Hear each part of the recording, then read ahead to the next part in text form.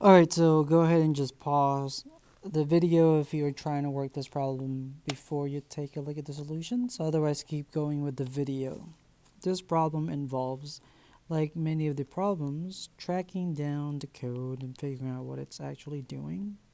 Okay, so we have a method called mystery. It takes in one argument called num, and it looks like it's going to traverse something, or at least that's what it looks like because we have a for loop. Instead of starting in the beginning, it looks like it's going at the last index. Okay.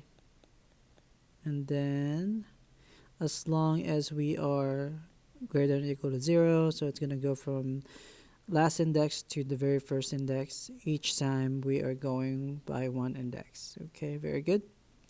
And so if we take a look at this right here, it looks like the very first time we find a number that is less than what they passed in as an argument, we are going to return the index of that number. And so the question is, which of these,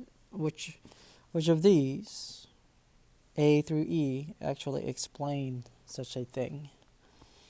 At the very top, I believe they also tell you that this is, oh yeah, they tell you right here. Let me highlight it. The values are in no particular order.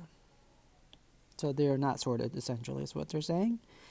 So if we call this on some array and we save that result to M, what does M stand for? All values in position 0 through M are less than N.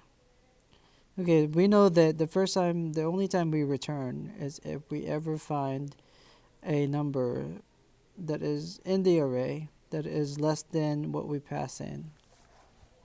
However, because the list is not ordered, we really cannot assume anything about the values before n, or before the index, this index k. So A cannot be assumed. B, all values in position m plus 1 through numbers out length are less than n. So if we take a look at that, again, we're kind of assuming something about the numbers we have not seen yet. So we haven't seen the numbers yet. So are we allowed to assume this? So at m plus 1 all the way to length minus 1, these are the numbers that we actually have seen though. And so the question is this true? Are they less than n? They are not less than n, because otherwise we would not have seen them. We would have got into this if statement and broke out of the loop earlier. So it can't be B. What we know is that every number, right? So here, for example, let's say we have in our list 10, 8, 7, 10. Let's say the argument that was passed in was 7, or let's say 8.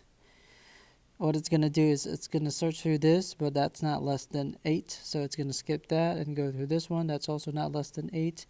Finally, it returns here. So everything before it that it's seen already is actually greater than or equal to n. So the answer is C for that one.